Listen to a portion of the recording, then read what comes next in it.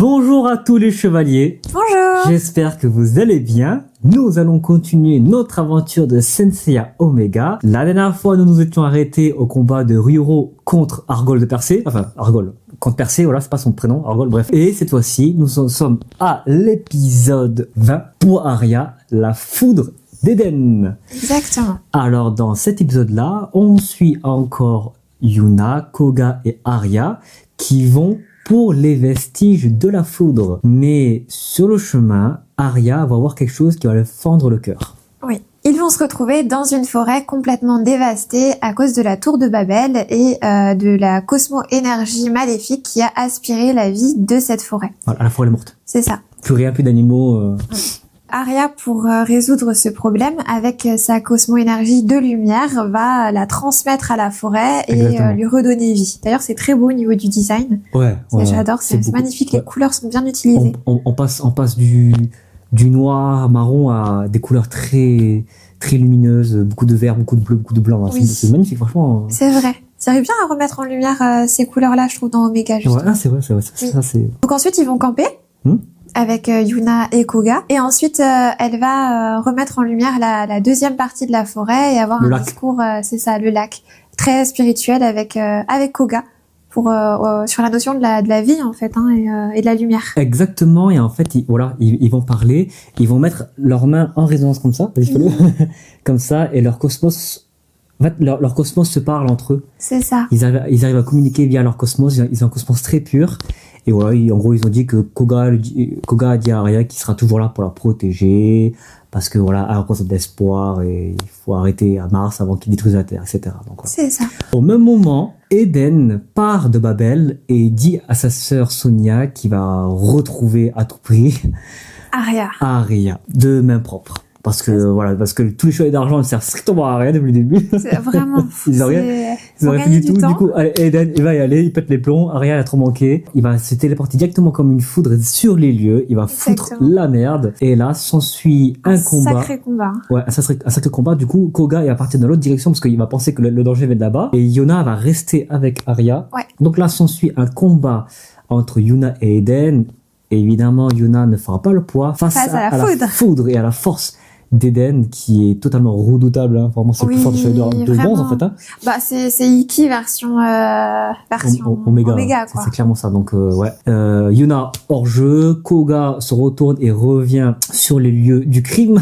Oui, là j'avais un petit espoir pour Koga à ce moment-là, Koga et Eden. En plus je passe à même quand la réalisation elle était très bien faite, à l'armure, tu vois, il y a même pas d'animation, elle a juste brillé. Oui. Et ça a mis directement sur lui. C'est vrai. Oui, c'est vrai. Il n'y a pas eu le truc de Magical Girl. Exactement. T'as raison. Eden fout la merde, il fout le feu partout. Koga met son armure et s'ensuit un combat très intense entre Koga et Eden. Mais éventuellement, Koga ne fera absolument pas le poids face à la force d'Eden. Même si Eden, à un moment, Koga se relève. Il lui faut un dernier coup de poing. Oui. Et Eden arrête comme ça, tu vois. Il fait ouais, tu crois que tu vas protéger Arya avec cette force-là? C'est ça. Et là, il lui fout une droite. Exactement. Au revoir Koga, on se revoit à Elysion. Ouais, d'ailleurs je pense il saigne, à un moment il saignait par terre comme ça, parce qu'il avait pété le casque et tout là. Et ça va le motiver aussi à aller encore plus loin, Koga. Exactement, mais en fait à ce moment-là, Arya, en voyant cette scène-là, elle peut pas, ça rentre trop triste parce que elle veut tout arrêter. Elles se sentent coupables, elles sont coupables que ses amis souffrent à cause d'elle, en Exactement, fait. donc Arya va décider de repartir avec Eden. C'est ça. Avec sagesse et tristesse. On la voit qu'elle se retourne une dernière fois vers Koga. C'est ça, et Koga fait non Arya, papa. C'est ça. Voilà, et ciao. Merci beaucoup, ce fut un plaisir. Donc voilà, un épisode très joli en soi, très touchant. Hein. Oui, très touchant. Tu penses quoi de l'épisode, toi? Ah ouais, c'était un très bon épisode. Franchement, j'ai adoré. Celui-là était vraiment super. Très émotionnel, très beau visuellement. Oui. Franchement, il y a même un peu de sang, donc c'est super cool. Ouais, un beau épisode qui sera le tournant de Koga. Oui. Et on enchaîne justement à l'épisode 21, les amis. Pégase à terre, un voyage pour reprendre courage. Koga est complètement dévasté par le départ d'Arya et par le fait qu'il n'ait pas été assez fort pour la protéger. Et en plus, ils ont un lien très très fort. Mais Yuna ne le laisse pas s'abattre et justement, elle y va fort avec Koga en essayant de le remettre debout et elle l'amène à une grotte où elle avait été pour justement aller de l'avant, s'améliorer quand elle allait pas bien. Koga, on voit qu'il a pas envie. Hein. J'aime beaucoup le côté femme forte de Yuna. Exactement, là on s'est dit que Yuna, elle avait un rôle très important, un lien fort aussi envers ses chevaliers d'Athéna parce qu'elle avait vraiment ce soutien. C'est ça. Et elle amène directement à cet endroit très mystérieux. Et là, il va faire la rencontre avec Le légendaire Yoga du cygne. Voilà, alors, avant ça, il y a Koga qui va avoir ses pires peurs en lui. Il va avoir Saori, Arya en mode fantôme qui vont le tourmenter les esprits. Il va tomber dans un endroit où il sera recueilli par le légendaire Yoga du cygne d'ailleurs, qui sort de nulle part. C'est ça. On sait pas ce On qu'il sait fait pas pourquoi, ici. mais il est là. C'est le dernier endroit sur Terre où on pouvait le croiser. Oui. Il s'est trouvé ici. Donc pourquoi on ne sait pas. À mon avis, l'équipe de production ne savait pas quoi faire. Enfin, ne savait pas comment Ouais, je faire. pense que c'est ça, hein, pour le faire apparaître. Il savait pas comment faire l'appareil. Du coup, on va le mettre ici. Et Yoga, comme dans son habitude, et surtout à cet âge-là, il va se servir de son expérience pour le transmettre à Koga parce que voilà, il va voir que Koga a perdu quelqu'un de très cher. Et Yoga va le faire comprendre que lui aussi, il a perdu quelqu'un de très cher, donc il va faire référence à C'est même ça, à sa maman, sa mère. qui se repose encore sous Sous le bateau. le bateau à 300 mètres de profondeur. Vraiment. Et il va lui dire à Koga, oh, moi, j'ai perdu quelqu'un de cher, ça c'est fini. Mais toi, elle a encore envie. Tu peux y aller encore. Exactement. C'était beau, hein. C'était Ouais. un bon discours. Je trouve que Yoga a vachement mûri, d'ailleurs. Exactement. Bon, d'ailleurs, il n'y a pas changé, hein, c'est les mêmes vêtements. Vraiment pareil. Même pas de barbe, quoi. C'est Non. la même gueule. Mais effectivement, il lui dit à Koga que toi, tu peux y aller. Et t'as pas les couilles, en gros, de le faire. Du coup, il va le réveiller avec un beau poussière de... Diamant! Ah, il a fait, je crois, un des plus beaux poussières de diamant qu'il a fait, hein. Vraiment, il a congelé et tout, quoi. Ça fait plaisir, hein. Ouais, avec la musique et tout, c'est super. Ouais. Et là, Koga, il se réveille, il dit, putain, c'est vrai que je peux encore y aller, je peux la sauver. Il réveille son cosmos d'énergie. Après, il vole comme ça. Koga. Oui, il vole, t'as raison. C'était trop drôle. C'est ça. Après, Je t'avais dit, mais... et Qu'est-ce qui se passe, Yoga, tu sais, Yoga, il lui dit, ouais, vas-y, bonne chance, Oui, c'est ça. Koga, vole. C'est ça. Vas-y, mais attends, si C'est c'est trop comme ça. drôle. J'avais adoré cette scène. Mais si c'est le cas, mais vas-y, va voler jusqu'à la tour de Babel. Ah ouais, on est en mode sans beaucoup, quoi. en plus, il vole vraiment comme un oiseau, il est comme ça. Oui, c'est ça, il fait ça, c'est super drôle. Donc, en soi, un bon épisode. Ouais, bon épisode. Oui, bon épisode. Un peu étrange, mais bon épisode. Exactement, un peu étrange. Je pense qu'on aurait aimé une meilleure entrée pour Yoga quand même.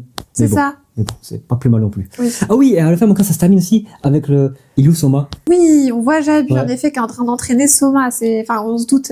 Exactement. Ah non, je crois non, c'est peut-être sûr, je crois ça. C'est pas sûr. T'es sûr? Je sais pas. Bref, on passe à Ryuru et Haruto. Et dans l'autre côté, on a Soma qui s'entraîne avec Jabu de la licorne. Oui. Voilà. Mais on passe directement à l'épisode suivant. L'épisode 22 de Sensei Omega qui s'intitule Ne jamais oublier son compagnon, la voix du ninja, la fierté du chevalier. C'est ça. Alors, on a Ryuho qui part dans la forêt à la recherche de Haruto et qui croise sur son chemin quelqu'un qui l'attaque, un ninja, et qui est pris, vraiment, qui est pris donc pour cible comme un ennemi. Là, on se demande ce qui va se passer et ce ninja accepte de faire venir Ryuho dans le village parce que Ryuho dit qu'il est l'ami de Haruto. Exactement. Sachant que ce ninja connaît, on se doute, Haruto.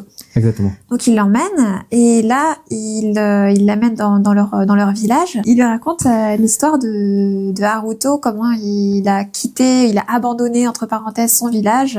Il a été un peu renié. Pourquoi il a été amené à devenir chevalier. À ce moment-là, on a un grand flashback. On apprend plus sur le passé de Haruto. Haruto avait un grand frère spirituel qui s'appelle Yoshitomi. C'est ça, ouais. Oh. Yoshitomi. Yoshitomi était un grand guerrier ninja qui a entraîné Haruto. Haruto voyant lui comme un grand frère, en fait. Voilà, c'est ça. C'est le grand C'est frère. ça, vraiment. Donc ils se sont entraînés ensemble mutuellement, mais un jour, Yoshitomi décide de quitter le village de Konoha. Sasuke Itachi. Exactement, parce qu'en fait, les ninjas, je pense Naruto c'est pareil aussi, hein, ils sont très enclins, ils peuvent pas partir du village comme ça. C'est ça. Mais du coup, Yoshitomi va renier les règles ninja pour partir ailleurs, pour devenir un saint d'Athéna, Oui. un chevalier. Parce qu'il sent qu'il y a du danger dans le monde. Exactement. Du coup, il veut plus être un ninja pour devenir un chevalier d'Athéna. Haruto va mal le prendre et le village va le renier totalement du village parce que c'est un traître en gros. C'est un traître. Voilà, c'est un traître. C'est ça. Plus tard, Yoshitomi va revenir dans le village en tant que chevalier du loup. Oui. Qui est là. Magnifique. L'armure est superbe. L'armure le va mieux à Yoshitomi qu'à Haruto. Oh tu oui, vois. c'est vrai. Il va venir un peu blessé et il va prévenir le village de Konoha comme quoi le monde est en danger. Son père, le village ne veut pas le croire et de toute manière, il est ruiné du village, du coup, on s'en tape. Il y a que Haruto que lui, ça le touche. Vu que Yoshitomi est ruiné du village, il va repartir dans la forêt et Haruto va le suivre. Tu vois ? Exactement. Et il va se passer un drame. Un drame, un fameux drame B. Qu'est-ce qui se passe à ce moment-là, vache ? Le grand frère, entre parenthèses, va rencontrer un chevalier d'argent, chevalier de l'horloge. Tokisada de l'horloge. Exactement. Car il est considéré comme un traître et Mars donc l'envoie pour le tuer. Exactement. Il y a donc Haruto petit qui assiste à la scène. Donc malheureusement, il se fait tuer. Ouais. Pas Haruto, hein. Du coup Yoshitomi merci. se fait assassiner par Tokisada. Exactement. Il prend la fuite Haruto. Donc il s'en veut vraiment dans son cœur en fait. Et il refait demi-tour pour aller le voir, pour aller revoir son grand frère. Cadavre. Mort. Son cadavre. Et il prend à ce moment-là son armure. Exactement. Et à ce moment-là, il fait la promesse de devenir un grand chevalier comme lui. C'est ça. Pour protéger et pour que ça arrive en fait. C'est ça. Et en fait, là, on apprend plus sur Haruto. En fait, il souffre de la culpabilité. Oui. C'est une grosse souffrance, la culpabilité. Les regrets, c'est une des pires souffrances. Exactement. Donc, c'est pour ça qu'il a toujours été seul, qu'il fait toujours son chemin à lui tout seul. C'est ça. Voilà. Ensuite, à ce moment-là, dans le présent, Haruto se fait attaquer par ses collègues ninja. Haruto assume du fait qu'il a fui. Il vient sauver Ryoro. Il dit non, maintenant, je fuirai plus. C'est vrai. C'est ça. Exactement. Maintenant, je fuis plus. Maintenant, je suis un chevalier. Et après, ses potes ninja, il dit ok, bon, tu t'assumes maintenant. T'assumes et c'est bien que d'assumer. Non, va faire ton chemin, deviens un vrai chevalier. Bon, t'es plus avec nous, mais t'es ce que tu veux devenir. Exactement. Voilà, merci, au revoir. Voilà. En soi, un bon épisode, parce qu'on en apprend beaucoup plus sur Haruto, c'est un personnage torturé par ses regrets. Oui. Et voilà, les amis.